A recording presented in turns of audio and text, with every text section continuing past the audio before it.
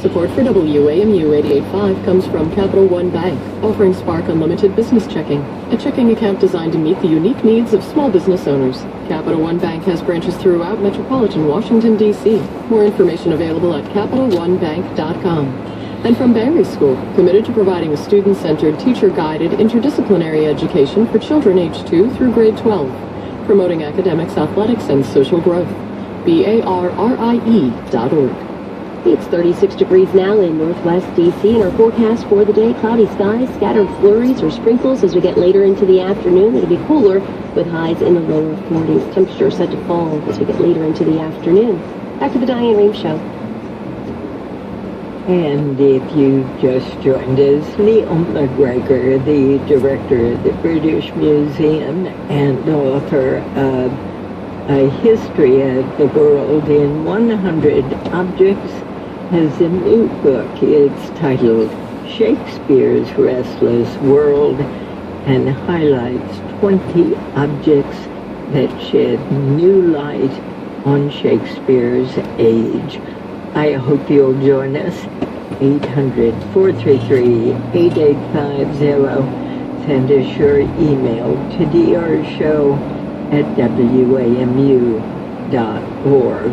There was a world, Neil MacGregor, that the theater did not enter. For example, the plague. Yes, this is one of the very strange things about Shakespeare's theatre, because it deals with almost every aspect of life as we know. But the one thing that is not mentioned ever on stage is the plague. But the plague for everybody in Shakespeare's London was a reality.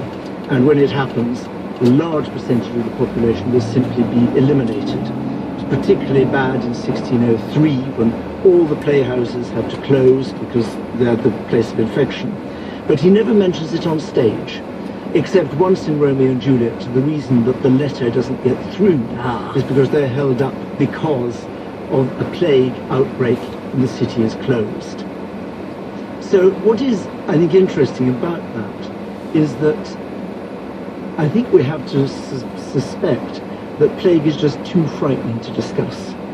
That everybody in the theatre knows that if plague strikes, they are at risk. And particularly where the theatre is. Shakespeare's Globe is in Southwark, which is the lively, the sexy bit of London. It's where you go if you want a night out with the bear baiting and the brothels and the pubs and the theatres.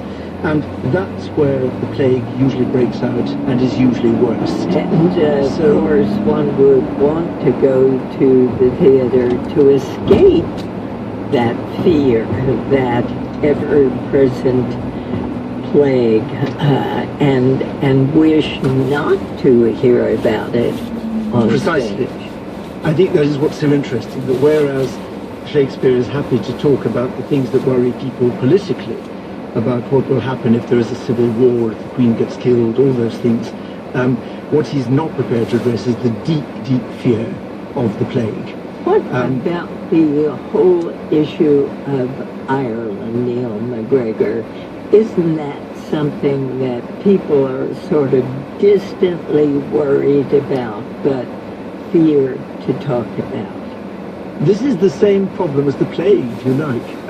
There's only one Irish character in the whole of Shakespeare, rather fascinating. There are lots of Scots, lots of Welsh.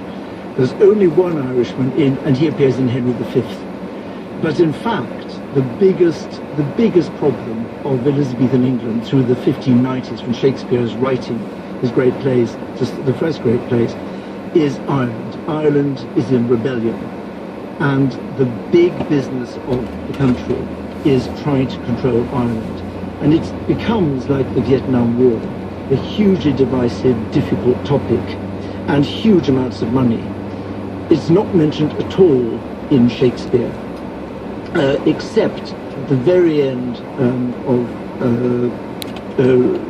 Henry V. There's a suggestion that when Henry enters London after the triumph in France, this will be like Essex returning from Ireland, having put down the rebellions. But of course that didn't happen. But Ireland is always in people's worries and fears, but it's not mentioned on the stage. there is lots of killing going on and death going on in Shakespeare's plays, and there is, as you say, the fear of the Queen's death, not only by, say, natural causes, but the fear of her assassination. This is a constant concern, and there are, of course, plots against the Queen all the way through from about 1570 on. And it's always assumed that these are led by the Spaniards and that the Jesuits are behind them. And they're real plots, but the government certainly fosters the fear. And when the Queen discovers a plot against her, when the conspirators are condemned, they're brutally executed, and then their heads are put on pikes on London Bridge. So as you walked over the bridge to get to Shakespeare's Globe, you would pass the heads on pikes of people condemned for treason and for trying to kill the Queen. You are dealing with a country that is in a way in a state of paranoia. We're all at the moment very fussed about security leaks. Indeed. Who's listening to what. Indeed. Shakespeare in England is exactly like this. Everybody's spying on everybody else because everybody thinks that the person beside you might be a Jesuit spy paid by the Spaniards waiting to assassinate the Queen and take over the country. So And that's go ahead. because I'm sorry. that's of course what lies behind so many of the plays about plots against against the crown. Elizabeth wouldn't allow people to write plays about contemporary politics, but all the plays in Shakespeare about the king being attacked, deposed, killed, these are really about the fears of the people.